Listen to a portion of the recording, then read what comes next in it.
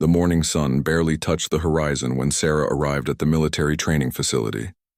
Her hands trembled slightly as she adjusted her uniform in the reflection of a car window. Today marked her first day at the elite defense training program, and she knew the challenges ahead would test every fiber of her being. Sarah came from a small town where dreams were often crushed by circumstances. Her father had been a soldier, a man of honor who served his country with pride until an injury forced him into early retirement. Growing up, she watched him struggle with the transition from military life to civilian existence. He never complained, but she saw the longing in his eyes whenever he polished his old medals or watched military parades on television. Her decision to join the military wasn't just about following in her father's footsteps. It was about proving something to herself and to a world that had constantly underestimated her.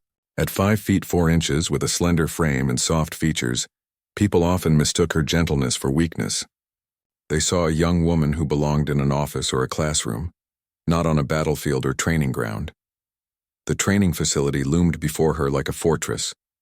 Tall gates, stern-faced guards, and the distant sound of drill instructors barking orders created an atmosphere of intimidation. Sarah took a deep breath and walked through the entrance, her military-issued boots clicking against the concrete pathway. Inside the assembly hall, dozens of recruits stood in neat rows. Most were men, their muscular frames and confident stances a stark contrast to her smaller build. A few other women were scattered throughout the group, but even they seemed more physically imposing than Sarah. She found her designated spot and stood at attention, trying to ignore the sideways glances and whispers around her. The head instructor, a barrel-chested man named Sergeant Morrison, entered the hall with heavy footsteps that echoed off the walls. His face was weathered from years of service, and his eyes held the kind of intensity that could make even the bravest person second-guess their choices. He paced in front of the formation, his gaze sweeping across each recruit with calculating precision. "Welcome to hell," he announced, his voice rough as gravel. "Some of you think you're tough. Some of you think you're ready. Let me tell you something, you're not. This program will break you down and rebuild you. Those who can't handle it will wash out. Those who survive will become the finest soldiers this country has ever seen." Sarah listened intently, absorbing every word. She noticed a few recruits standing near her exchanging smirks when Sergeant Morrison talked about breaking people down. One of them, a tall guy with cropped blonde hair named Derek, leaned slightly toward his friend and whispered something while looking in her direction. His friend stifled a laugh. The first week of training was brutal. Wake-up calls came at 4 in the morning, followed by grueling physical exercises that pushed everyone to their limits. Sarah struggled with some of the more demanding tasks, particularly those requiring upper body strength. During rope climbing exercises, she made it halfway up before her arms gave out, forcing her to slide back down. The sound of muffled laughter came from a group of male recruits watching nearby. "Need a ladder, princess?" Derek called out, earning chuckles from his companions. Sarah ignored the comment and tried again. Her palms burned from the rough rope and her shoulders screamed in protest, but she refused to give up.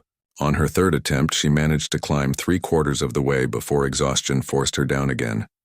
The teasing continued throughout the week. During obstacle course training, when Sarah took longer than most to complete certain sections, Derek and his group made a show of yawning or checking imaginary watches. In the cafeteria, she overheard them placing bets on how long she would last before quitting. What her tormentors didn't see was what Sarah did after official training hours ended. While others rested or socialized, she returned to the training grounds. In the dim light of early evening, she practiced rope climbs until her hands bled. She ran extra laps around the facility until her legs felt like jelly. She did push-ups and pull-ups until her muscles burned with lactic acid. Sarah had learned something important from her father during his difficult years after leaving the military. He once told her that physical strength was important, but mental toughness was what separated good soldiers from great ones. "The body will quit long before the mind does," he had said. "When your muscles are screaming and your lungs are burning, that's when your real training begins." She carried those words with her through every painful exercise, every mocking comment, every moment of self-doubt. The mark on her wrist, a small semicolon tattoo that symbolized her personal struggles and survival, served as a constant reminder of how far she had come.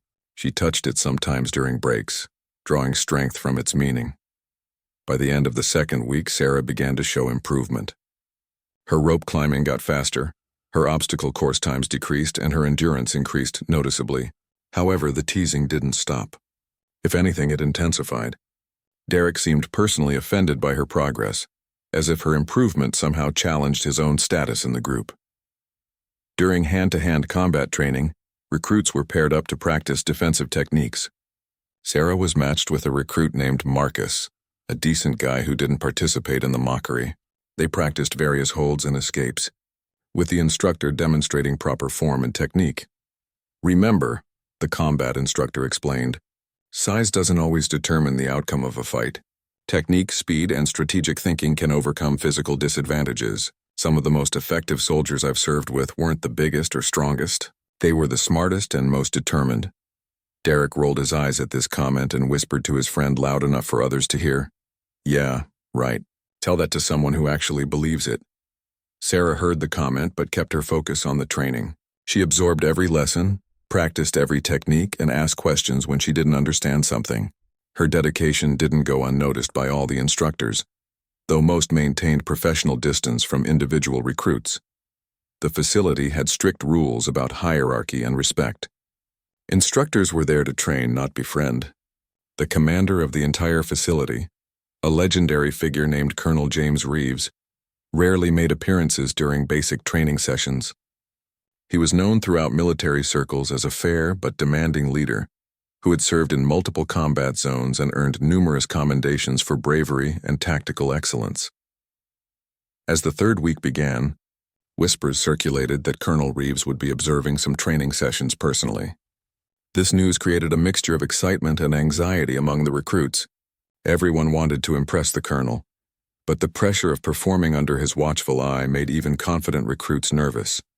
Sarah didn't know it yet, but her life was about to change in ways she never could have imagined.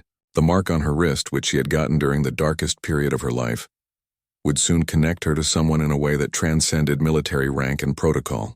But for now, she simply focused on surviving each day, improving her skills and proving to herself that she belonged here, regardless of what anyone else thought. The third week of training brought new challenges that tested the recruits in different ways. The physical demands remained intense, but now the instructors added psychological pressure and team-based exercises designed to reveal leadership qualities and expose weaknesses in cooperation and communication.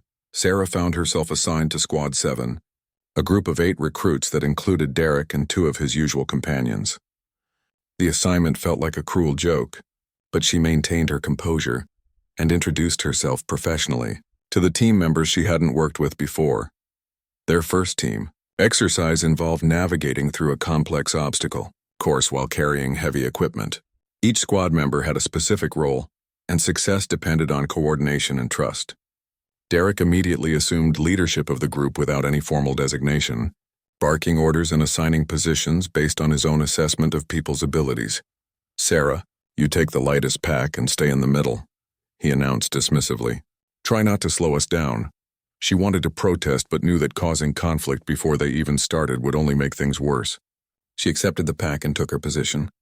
The course began with a sprint across an open field, followed by a crawl through muddy trenches, a climb over wooden walls, and a final section that required the team to work together to transport a heavy simulated wounded soldier.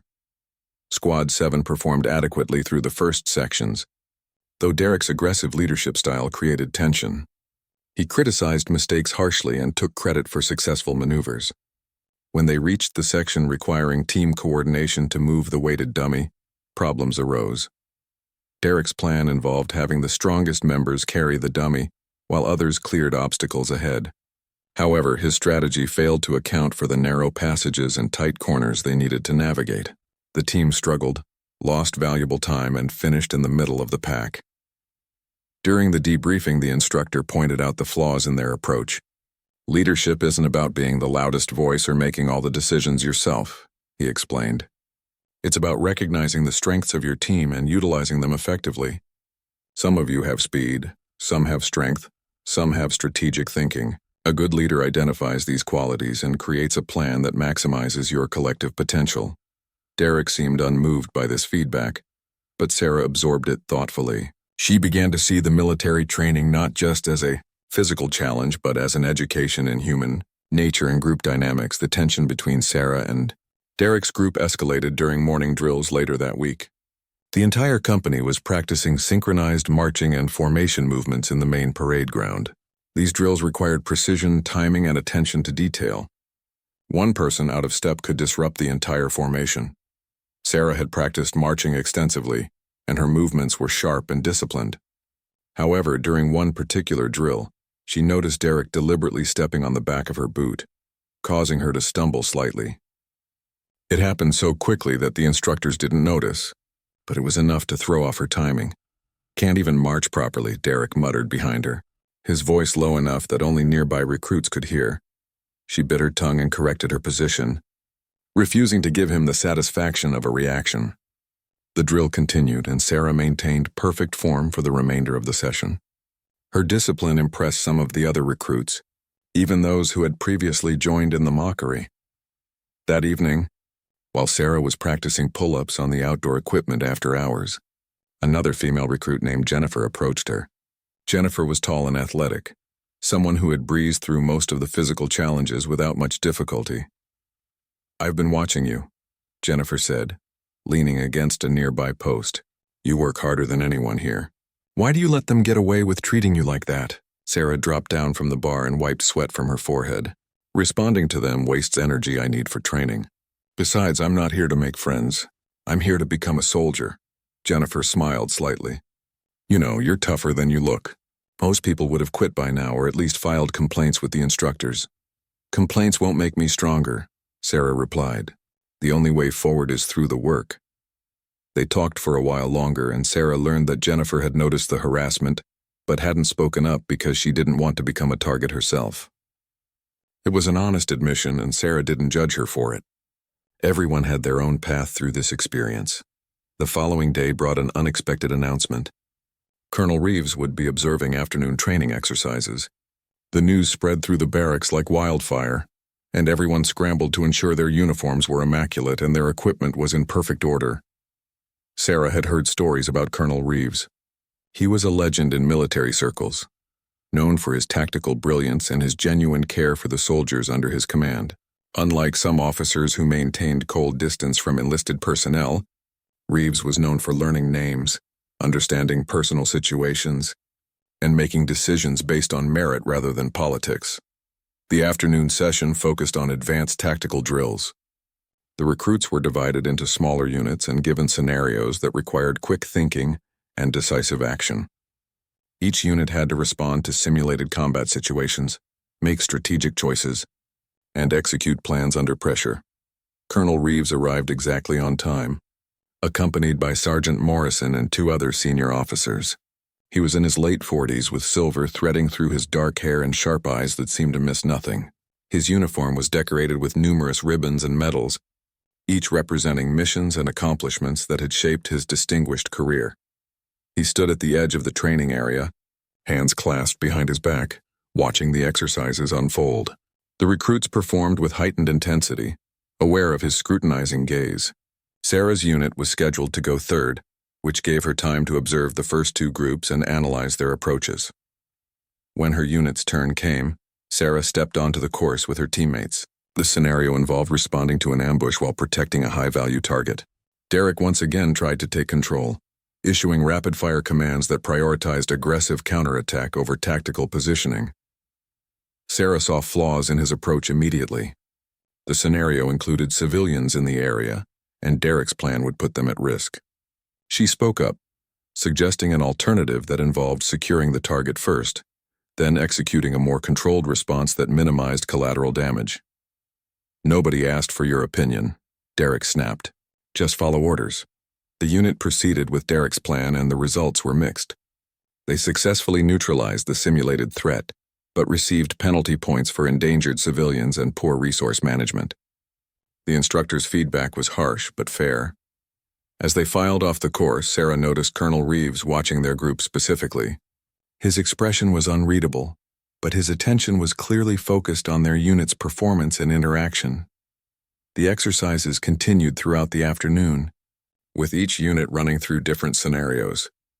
During a brief break, Recruits were allowed to hydrate and rest before the final drill of the day. Sarah found a spot in the shade and pulled out her water bottle. Derek and his friends gathered nearby, their voices carrying across the area. "Did you see her trying to question my commands out there?" Derek said loudly. "Someone needs to learn their place." "Maybe she thinks she's special," one of his friends added. "Like the rules don't apply to her." Sarah ignored them and focused on staying hydrated and mentally prepared for the next exercise. She touched the mark on her wrist briefly, a habit she had developed when feeling stressed or overwhelmed. The small semicolon tattoo was usually hidden under her uniform sleeve, but the afternoon heat had caused her to roll up her sleeve slightly. The final drill was announced, and the recruits assembled for instructions. This exercise would be different from the others. It involved individual rather than team assessment, testing each recruit's ability to think independently and perform under isolated pressure. One by one, recruits entered a specially designed training room where they faced a complex scenario with multiple possible solutions. The instructors would evaluate not just the outcome but the reasoning process and decision-making skills demonstrated. Sarah waited her turn, watching as others emerged from the room with varying expressions of confidence or frustration. When her name was called, she stood and walked toward the entrance, rolling down her sleeves to maintain proper uniform appearance. As she passed near where Colonel Reeves stood observing, their eyes met briefly. It was just a momentary connection, but something in his expression shifted slightly, a flicker of interest or recognition that Sarah couldn't quite interpret. She nodded respectfully and continued into the training room, unaware that the colonel had noticed something significant, something that would soon change everything about her experience at the facility. The individual assessment room was dimly lit, with screens displaying a tactical scenario that Sarah needed to analyze and respond to within a limited time frame. The situation involved a hostage rescue mission with incomplete intelligence, limited resources, and multiple potential approaches. Each decision would trigger consequences that affected the outcome. Sarah studied the information carefully, noting details about terrain, enemy positions, civilian locations, and available assets. Her mind worked through various scenarios, calculating risks and potential outcomes. She made her choices methodically, prioritizing civilian safety while maintaining mission objectives. When she exited the room 20 minutes later, she felt cautiously confident about her performance. The scenario had been complex, but she had approached it systematically, using the strategic thinking she had developed through countless hours of study and observation. The day's training concluded with formation assembly, where Sergeant Morrison provided general feedback on the day's performance. He didn't single out individuals but made it clear that the exercises had revealed both strengths and weaknesses across the recruit population. "Some of you showed promise today," he announced. "Others showed that you still have a long way to go. Tomorrow we begin water survival training. Get rest tonight because you'll need every bit of energy you can muster." As the formation dismissed, Sarah noticed Colonel Reeves speaking quietly with several instructors, occasionally glancing at a tablet one of them held. Whatever they were discussing seemed serious, and Sarah wondered if the assessments had revealed concerning deficiencies in the recruit class. That evening in the barracks, exhaustion settled over everyone like a heavy blanket. Most recruits went through their nightly routines in relative silence, too tired for much conversation. Sarah cleaned her equipment, organized her gear for the next day, and wrote a brief letter to her father, something she tried to do weekly even though mail service from the facility was limited. She told him about the challenges, though she downplayed the harassment she faced. Her father had enough worries without adding concern about her social struggles. Instead, she focused on describing what she was learning and how the training was pushing her beyond limits she didn't know she had.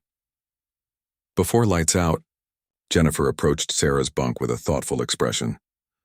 "Hey, there's a rumor going around that Colonel Reeves personally requested some recruit files this evening. People are speculating about what it means. Some think there might be early selections for advanced programs." Sarah considered this information. "It's probably just routine review. The colonel oversees everything here. I wouldn't read too much into it." "Maybe," Jennifer agreed, "but it's unusual for him to take such direct interest in recruits this early in training. Usually that doesn't happen until much later in the program." The conversation ended when the lights out call echoed through the barracks.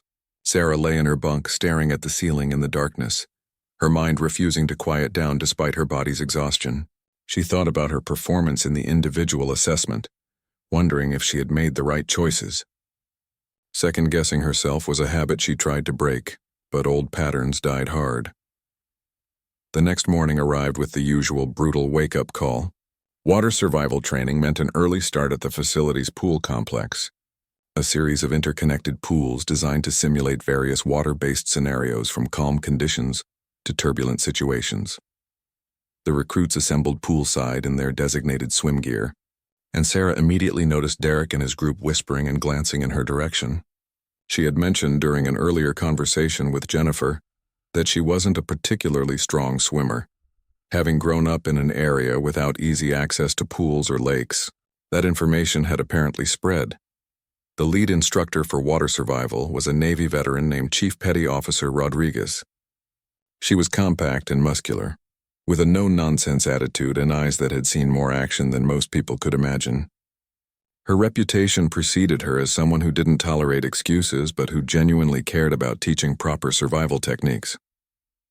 Water doesn't care about your rank, your strength, or your confidence, Rodriguez began. It will humble you faster than any opponent you'll face on land. Today we start with basic water confidence and progress to survival techniques. Some of you are strong swimmers, others aren't.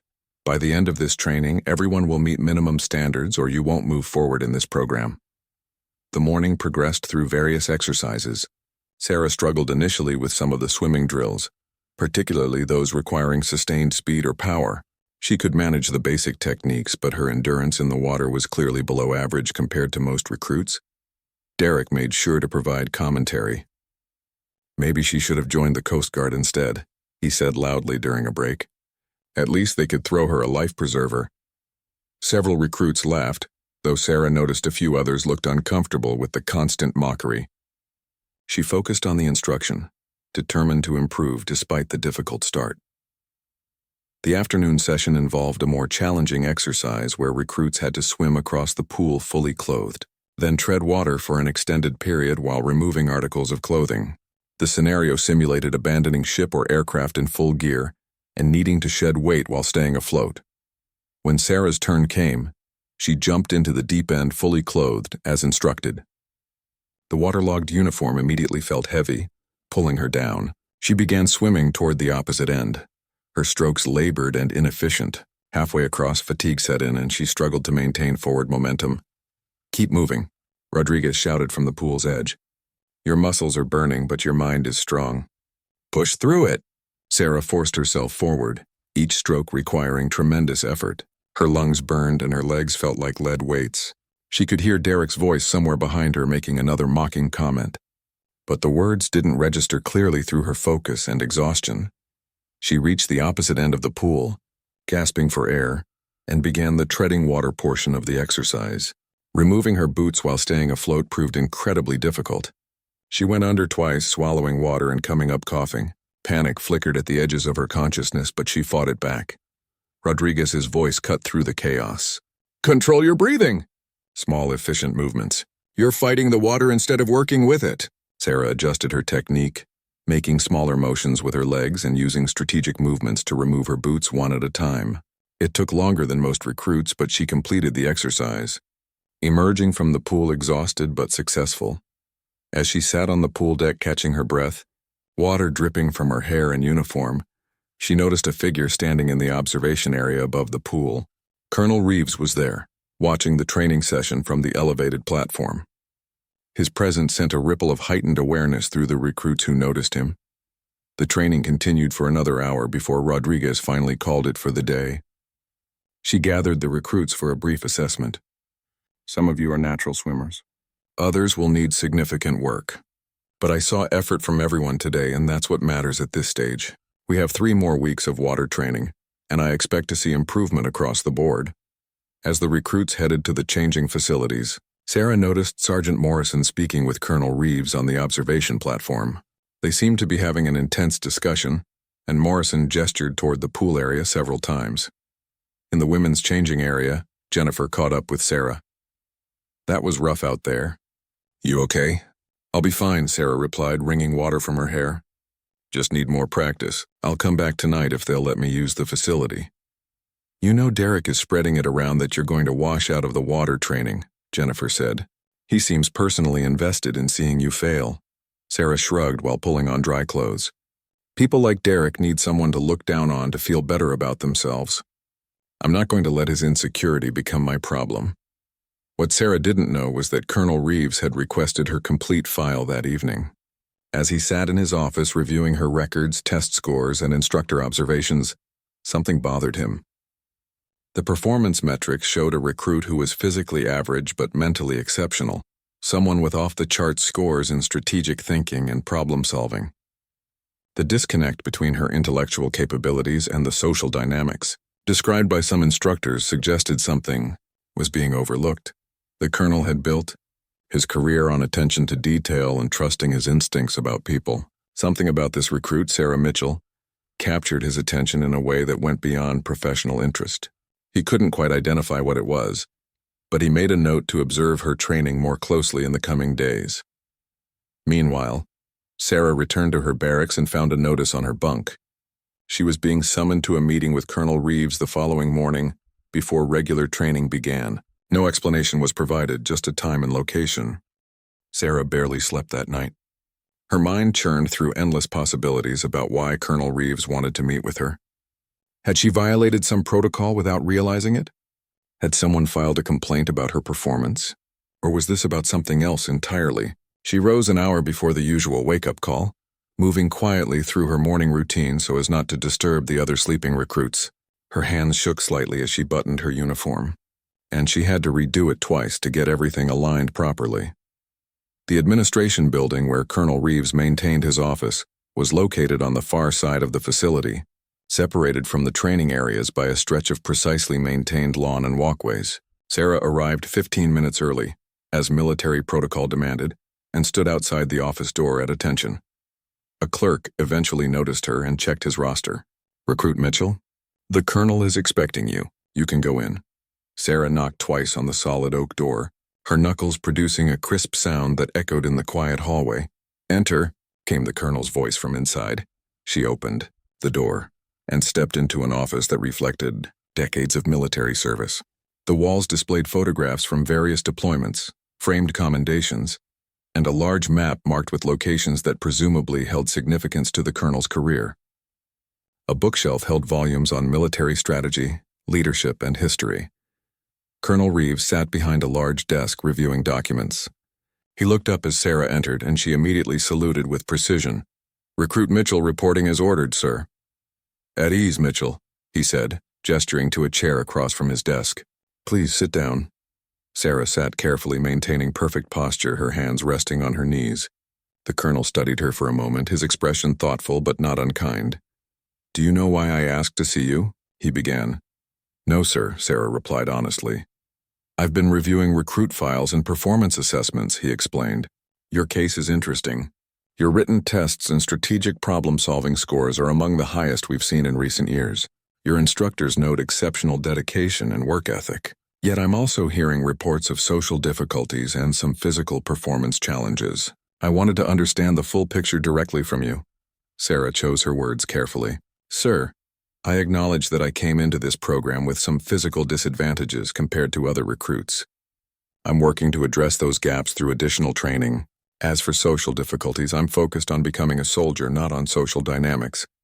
The colonel nodded slowly. A diplomatic answer. "Let me be direct with you, Mitchell. I've been doing this for over 25 years. I can spot a recruit who's struggling versus one who's being targeted. From what I've observed and heard, you fall into the latter category. Am I wrong?" The directness of the question caught Sarah off guard. She had expected to deflect or minimize the harassment, but something about Colonel Reeves's approach made dishonesty feel impossible. "There has been some teasing, sir," she admitted, "but I don't believe it's interfered with my training or performance. The fact that you're here at all, given your physical starting point, suggests remarkable determination," the colonel said. "Most people in your position would have quit by now or sought intervention from the instructors. Why haven't you?" Sarah met his eyes directly. "Because asking for help would validate everything they say about me, sir. I need to prove that I belong here through my actions, not through protection from authority figures. Colonel Reeves leaned back in his chair, a slight smile crossing his face. That's both admirable and potentially foolish, Mitchell. There's a difference between resilience and unnecessary suffering. A good soldier knows when to call for support. With respect, sir, I disagree in this instance. The harassment isn't physical.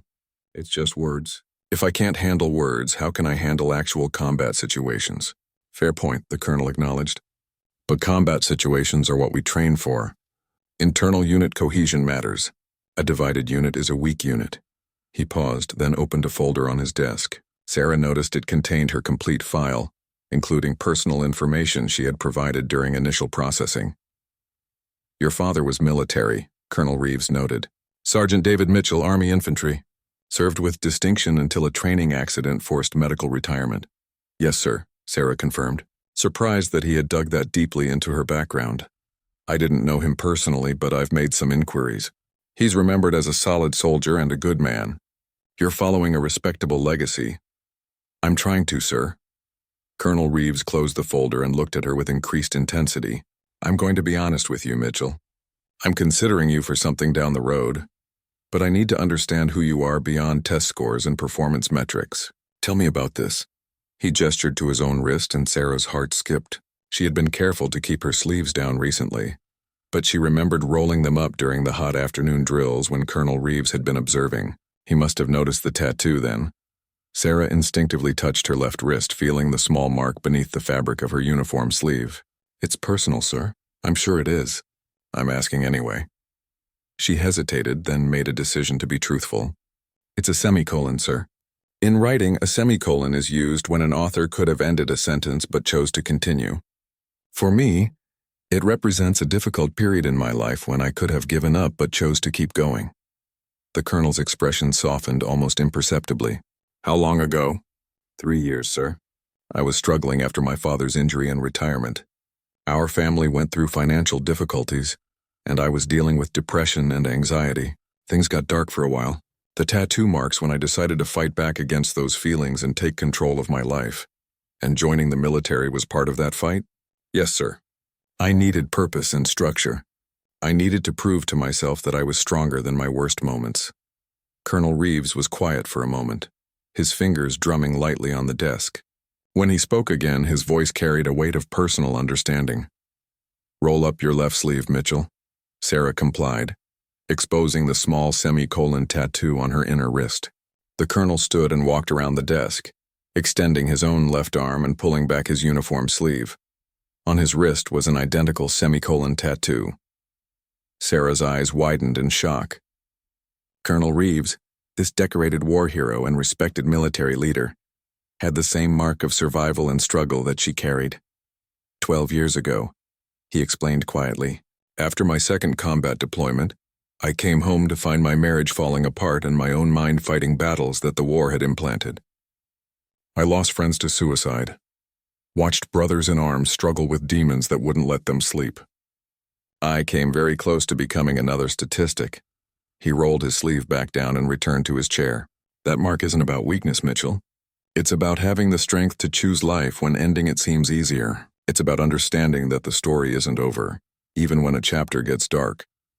Sarah felt emotions welling up that she had carefully suppressed for weeks. Sir, I didn't know. I've never met anyone else who had this tattoo for the same reason. We're more common than you might think, Colonel Reeves said, but we don't advertise it. The military has come a long way in addressing mental health, but stigma still exists. People still judge what they don't understand. The conversation had shifted dramatically from what Sarah expected. The colonel wasn't just some distant authority figure. He was someone who understood her struggles on a deeply personal level. I'm telling you this for several reasons, Colonel Reeves continued. First, because I want you to know that your past doesn't define your potential. Second, because I see in you the same determination that helped me get through my darkest times. And third, because I need you to understand that true strength isn't about suffering in silence. It's about knowing when to stand alone and when to accept support. I understand, sir. I hope you do, because here's what's going to happen. You're going to continue your training. I'm not going to interfere with the normal process or give you any special treatment. However, I am going to be watching your progress more closely. Not because I doubt you, but because I recognize something in you that's worth nurturing." He pulled out a card from his desk drawer and handed it to her. It contained contact information for the facility's counseling services and support resources. "I'm not suggesting you need these right now," he said, "but I want you to have them. One of the hardest lessons I learned was that asking for help isn't surrender. Sometimes it's the bravest thing a soldier can do." Sarah accepted the card, her hand steady despite the emotional turbulence she felt inside. "Thank you, sir. This means more than you know." "One more thing," Colonel Reeves added. "The harassment you're experiencing, I want you to document it. Not to file formal complaints necessarily, but because patterns matter. If things escalate beyond verbal teasing, I need to know. Unit cohesion is important, but so is protecting soldiers who are targeted unfairly." "I'll do that, sir." The following weeks brought noticeable changes in Sarah's training experience. Though she couldn't determine how much was due to her meeting with Colonel Reeves, and how much was simply the natural progression of the program. The harassment from Derek and his group continued, but something subtle had shifted in her perception of it. She began documenting incidents as the colonel had suggested, not in any official capacity but in a small notebook she kept in her personal locker. The act of writing things down gave her a sense of control and helped her recognize patterns in when and how the teasing occurred. It was almost always when instructors weren't within earshot, and it intensified whenever she demonstrated improvement or received positive feedback. Water survival training remained her biggest challenge. Despite extra practice sessions she arranged with Chief Rodriguez, swimming in full gear continued to push her limits. Her technique improved gradually, but endurance was harder to build. Each session left her exhausted, muscles trembling from exertion. During one particularly difficult exercise involving underwater navigation, Sarah struggled to complete the course within the allotted time. She made it through, but barely, emerging from the pool coughing and disoriented. Derek's commentary was immediate and loud enough for others to hear. "How is she still here? She's obviously not cut out for this." This time, however, someone spoke up. Marcus, the recruit who had been Sarah's combat training partner earlier in the program, turned to Derek with a hard expression. "She finished the course, same as you did. Maybe spend less time running your mouth and more time focusing on your own performance." The unexpected defense caught everyone off guard, including Sarah. Derek looked momentarily taken aback before his face hardened with anger. "What's your problem, Marcus? You defending her now?" "I'm defending standards," Marcus replied evenly. "We're all here trying to become soldiers. Save your energy for the actual enemy, instead of trying to tear down your own unit." The confrontation ended when Chief Rodriguez called for attention to begin the next exercise. But the incident marked a turning point. Marcus's willingness to speak up seemed to embolden others who had been uncomfortable with the harassment, but unwilling to risk becoming targets themselves. Over the next few days, Sarah noticed subtle changes in how some recruits interacted with her. A few offered words of encouragement after difficult exercises. Others included her more naturally in group discussions during breaks. It wasn't universal acceptance by any means, but it represented progress.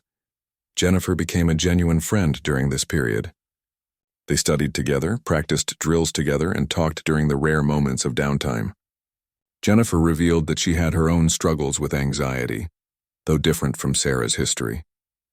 The two women found common ground in their determination to succeed despite internal battles that others couldn't see. "You know what I admire about you?" Jennifer said one evening as they cleaned their rifles during maintenance period. "You never make excuses. You just keep working to get better." Sarah smiled slightly. "My father used to say that excuses are just elaborate ways of giving up." "If you have time to make excuses, you have time to find solutions." "Smart man, your father." "He is. I need to call him this weekend.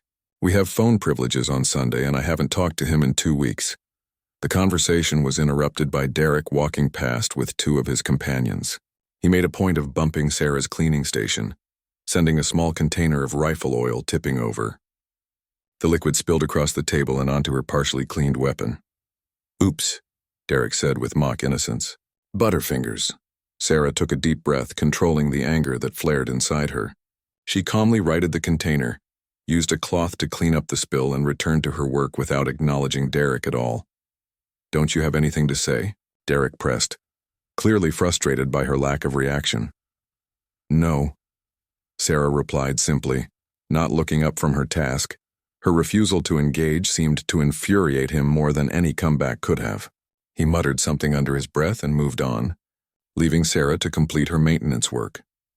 Later that night, as Sarah lay in her bunk, she received an unexpected message through the facility's internal communication system. Colonel Reeves wanted to see her again the following afternoon after regular training concluded. The summons generated immediate speculation in the barracks. Some recruits theorized it meant she was being selected for an advanced program. Others, influenced by Derek's ongoing campaign against her, suggested she was being called in for poor performance. Sarah didn't engage with the rumors. She had learned that speculation was wasted energy, and she needed to conserve her strength for the actual challenges she faced daily. The next day's training included an extensive obstacle course run, followed by combat simulations. Sarah performed well enough, though not spectacularly. Her times were improving, and her tactical thinking during the simulations earned praise from the instructors. When the training day officially ended, Sarah made her way to Colonel Reeves's office. This time she felt less anxious than during the first meeting. Whatever was coming, she would face it directly. The colonel's secretary waved her in immediately. Colonel Reeves stood by the window looking out over the training grounds. He turned as Sarah entered and saluted. "At ease, Mitchell. Come in and close the door." She did as instructed, and the colonel gestured for her to sit. He returned to his desk, and she noticed several folders laid out on the surface.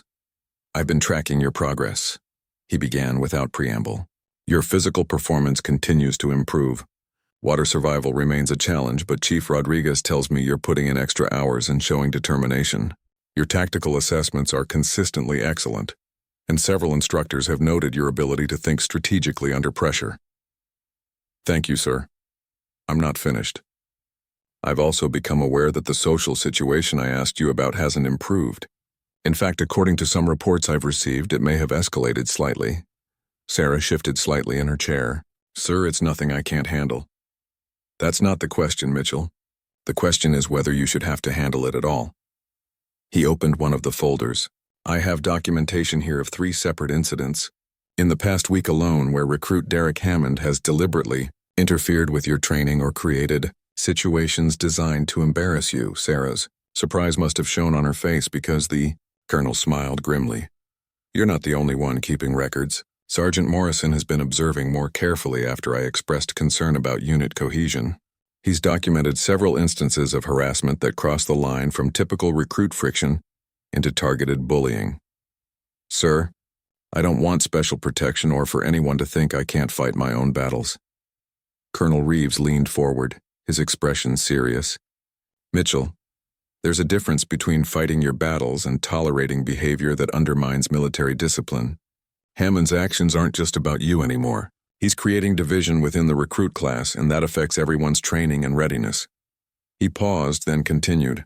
"I'm going to address this situation, but I wanted to speak with you first because how I handle it will affect you directly.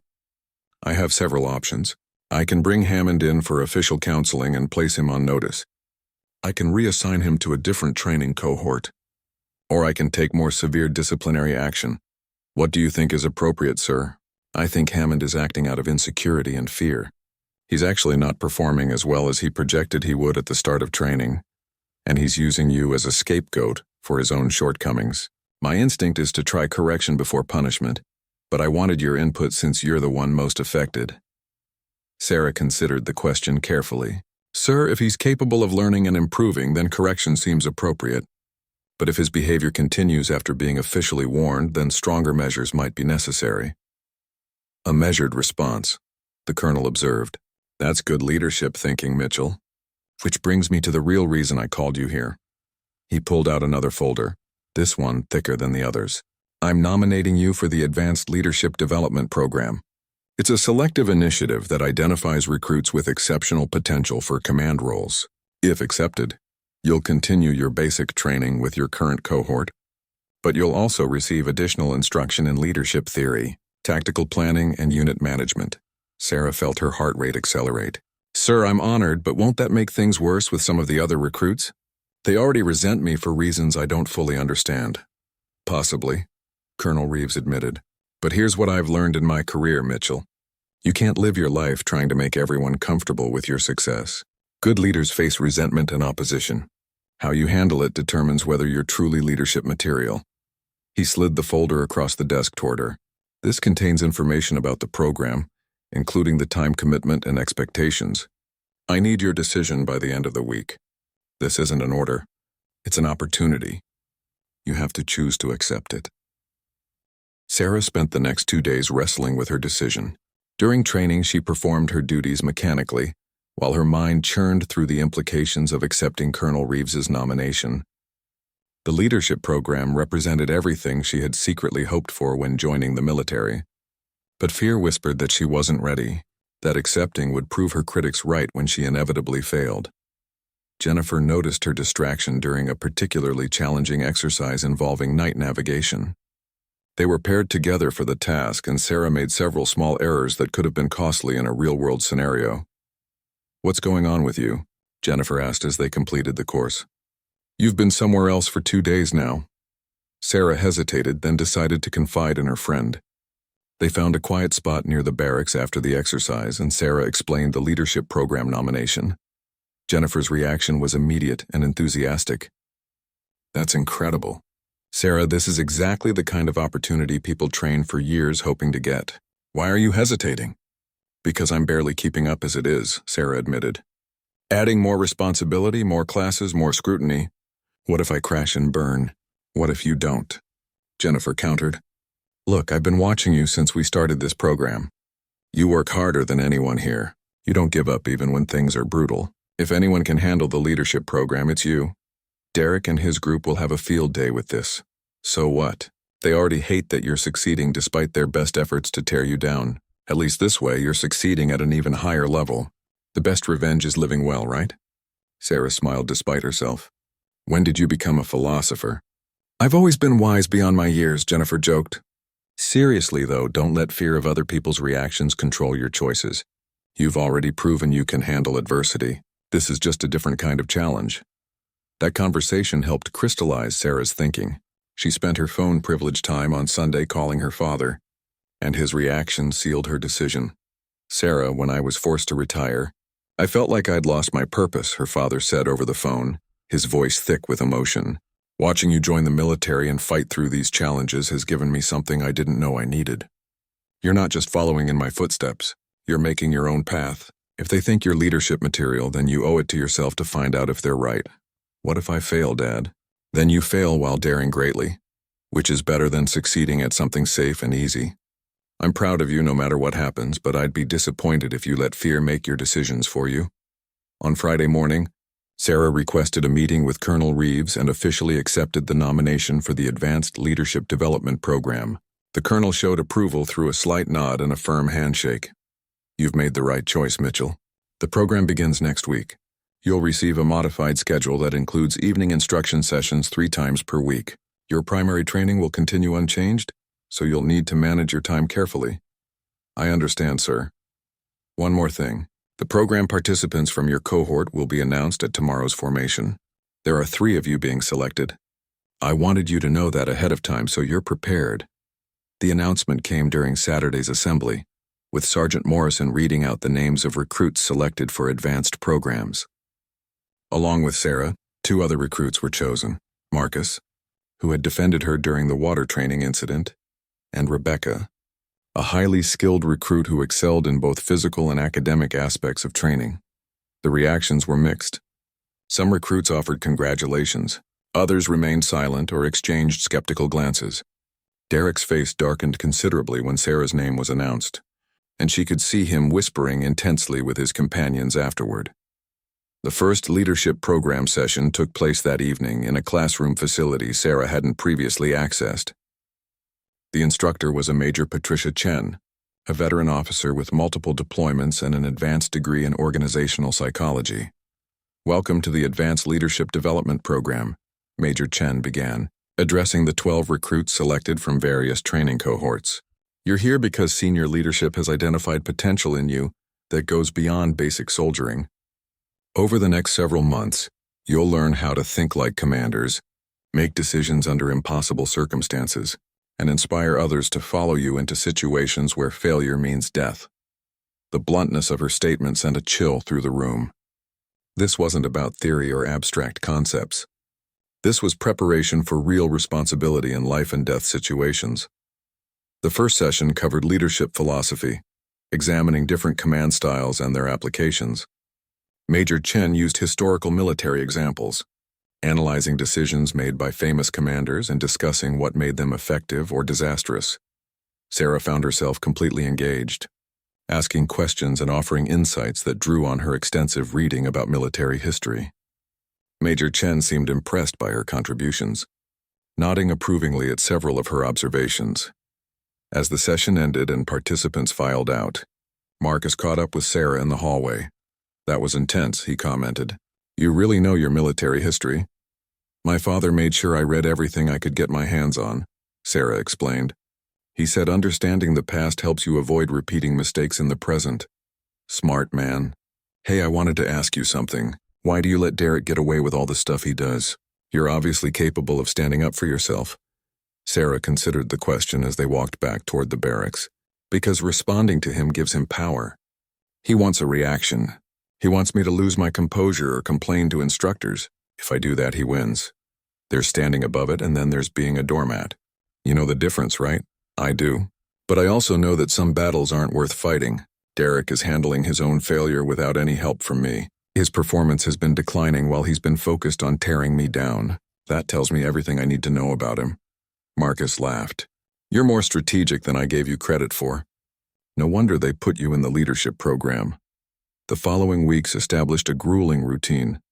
Sarah's days began at 4 in the morning and often didn't end until nearly midnight. Regular training filled the daytime hours, while leadership program sessions occupied 3 evenings per week. Any spare time went to studying, practicing skills that needed improvement, or grabbing precious hours of sleep. The physical demands began to show. Sarah lost weight she couldn't afford to lose, and exhaustion became her constant companion. Dark circles appeared under her eyes, and her hands developed new calluses from the endless physical training. Jennifer noticed the toll and confronted her during a Sunday afternoon break. "You're going to burn yourself out. You need to pace yourself better." "I don't have that luxury," Sarah replied, her voice hoarse from fatigue. "I'm already behind in some areas. The only way forward is to work harder than everyone else." "Working harder is good. Working yourself into collapse is stupid. What happens when your body just gives out?" Sarah didn't have a good answer to that question, and within a week Jennifer's concern proved prophetic. During an intense combat training exercise, Sarah's exhaustion caught up with her. She was practicing hand-to-hand defensive techniques when her reaction time faltered. Her training partner, executing a routine throw, connected harder than intended because Sarah didn't counter properly. She hit the mat hard, and pain exploded through her shoulder. The training instructor immediately halted the exercise and called for medical evaluation. Sarah insisted she was fine, but the pain in her shoulder was severe enough that she couldn't complete the full range of motion tests. The medic on duty recommended she report to the facility medical center for proper examination. X-rays revealed no fracture, but the impact had caused significant soft tissue damage. The doctor, a no-nonsense woman named Captain Alvarez, gave Sarah a serious look while reviewing the results. "You're suffering from cumulative fatigue on top of this acute injury. Your body is sending signals that you're pushing too hard. I'm putting you on modified duty for 1 week. Light training only, no upper body intensive exercises, and you need to get proper rest." "I can't do that," Sarah protested. "I'll fall behind in training, and the leadership program requires full participation." "The leadership program requires functional participants," Captain Alvarez countered. "If you injure yourself seriously because you ignored warning signs, you'll be out of the program and possibly out of training altogether. 1 week of modified duty now prevents months of recovery later. This isn't negotiable." The modified duty status was humiliating. While other recruits completed full exercises, Sarah was relegated to observing or performing reduced-intensity alternatives. Derek seized on this immediately, his commentary suggesting that she had faked or exaggerated the injury to avoid difficult training. The gravity of Derek's formal complaint hung in the air between them. Sarah struggled to process the implications. This wasn't just schoolyard bullying anymore. This was an official challenge to her integrity and the colonel's professional judgment. "What happens now, sir?"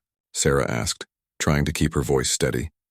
Colonel Reeves leaned back in his chair, his expression a mixture of frustration and concern. Protocol requires that I investigate the complaint thoroughly and document my findings. That means reviewing your selection process, examining all interactions we've had, and interviewing other personnel who can speak to the situation. It also means that until this is resolved, I need to maintain appropriate distance from your training to avoid any appearance of impropriety. So Derek wins, Sarah said bitterly. He gets exactly what he wanted. Me isolated and under suspicion. He wins a battle, not the war. There's a difference, the colonel pulled out another file. I've been documenting my reasoning for your leadership program nomination since before you accepted. Your test scores, instructor evaluations, tactical assessment results, all of it supports the selection. But Hammond is claiming that your recent meeting with me before the announcement proves preferential treatment. Sarah felt anger rising inside her. The meeting where you told me about the program nomination? How is that preferential treatment? Weren't all the selected recruits notified individually? They were, and I have documentation of those meetings as well. But Hammond is suggesting that you and I have had multiple private meetings that other recruits haven't had access to, which technically is true. Our first meeting, where we discussed your background and the significance of your tattoo, wasn't standard protocol. You called that meeting to discuss concerns about harassment I was experiencing. I did, but I can't reveal the full content of our conversation without your permission. The tattoo and what it represents is personal information protected by privacy regulations. If I disclose that to defend the meeting's purpose, I violate your privacy. If I don't disclose it, the meeting appears suspicious. Sarah understood the impossible position they were both in. Derek had found the perfect angle of attack, one that created problems regardless of how they responded. What if I give you permission to disclose everything? Sarah suggested. The tattoo, what it means, the whole conversation. Wouldn't that eliminate the suspicion? Colonel Reeves shook his head. It would address the specific complaint, but it would also expose something deeply personal about you to the entire training facility. That information would follow you throughout your career. Are you prepared for everyone to know about your struggles with depression and suicidal thoughts? Because once that's in your official record, it becomes part of your permanent file. Sarah hadn't considered that consequence.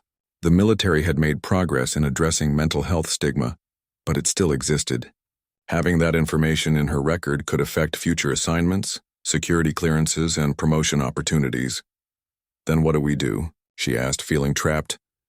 We play this by the book, Colonel Reeves replied.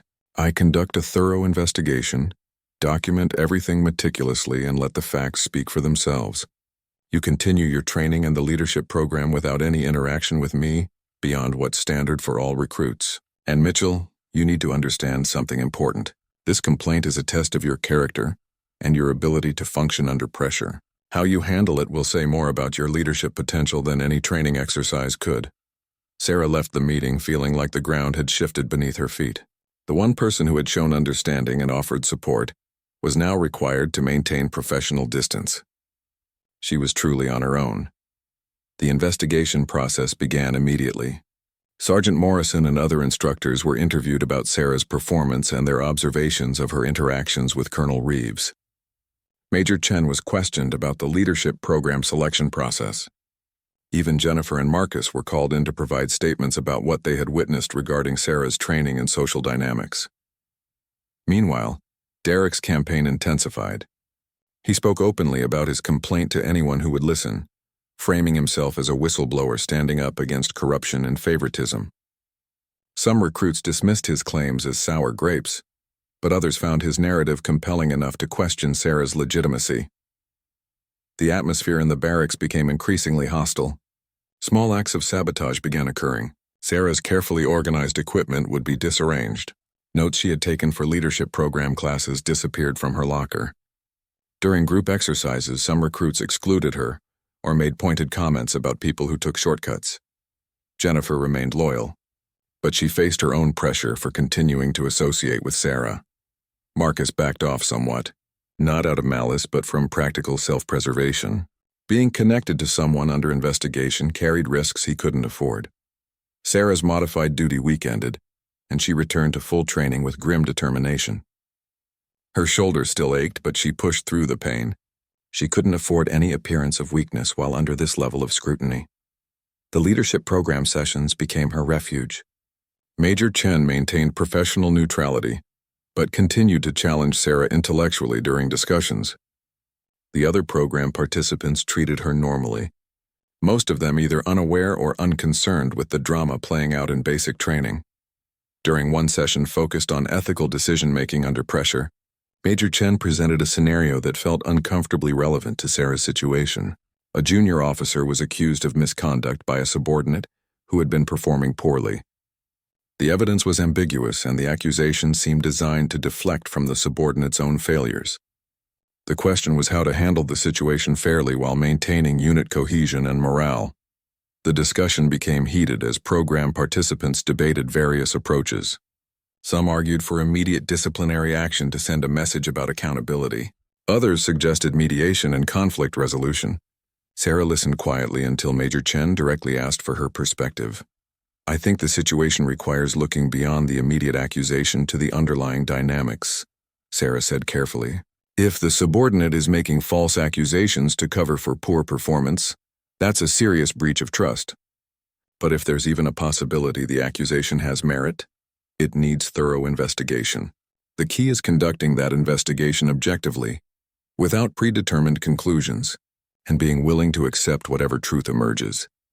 And if the investigation exonerates the officer, but damages their reputation and relationships," Major Chen pressed, "then that's the cost of maintaining integrity in the system. Sometimes doing the right thing comes with personal sacrifice. The question is whether the long-term health of the organization is worth short-term individual discomfort." Major Chen nodded thoughtfully, and Sarah realized that her answer wasn't just academic. She was articulating her own philosophy about the situation she was living through. The investigation continued for 2 weeks, during which Sarah felt like she was performing every action under a microscope. She documented her training times, recorded her study hours for the leadership program, and maintained meticulous records of her interactions with instructors and fellow recruits. Finally, Colonel Reeves called a special formation that included all recruits in Sarah's training cohort. Sergeant Morrison stood beside him, along with the facility's commanding general, a stern woman named General Patricia Williams, who had flown in specifically to address the situation. The recruits assembled in perfect formation, tension evident in every rigid posture and controlled expression. Sarah stood at attention, her heart pounding so hard she worried others could hear it. General Williams stepped forward, her voice carrying across the parade ground. "With the authority of 3 decades of military service, I'm here to address a formal complaint filed by Recruit Derek Hammond regarding the selection process for the Advanced Leadership Development Program and allegations of favoritism by Colonel Reeves toward Recruit Sarah Mitchell." A murmur ran through the formation before Sergeant Morrison barked for silence. "I have personally reviewed the investigation conducted by Colonel Reeves and verified his findings independently. I have examined recruit records, interviewed personnel, and analyzed the selection criteria used for the leadership program. My findings are as follows." General Williams pulled out a document and read from it directly. Recruit Mitchell was selected for the Advanced Leadership Development Program based solely on merit. Her test scores in tactical thinking, strategic analysis, and problem-solving are in the top 2% of all recruits assessed in the past 5 years. Her performance evaluations, while noting physical challenges, consistently highlight exceptional determination, work ethic, and intellectual capability. The selection process followed established protocols without deviation.